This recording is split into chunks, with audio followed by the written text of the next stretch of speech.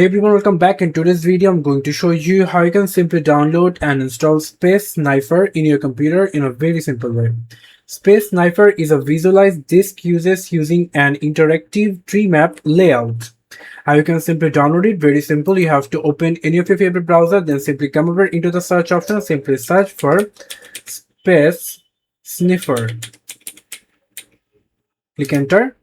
And then we're going to get the first website from the source forge. Click on that. Click on download. As you can see, download has been completed. Now if you click on the download, click on the folder icon, select it, extract all, extract. And now you can simply click on SpaceSniffer if you open it. And here it is. So if you want to know how you can simply use it, you can simply comment below. I'm going to create another video to show you how you can simply use that.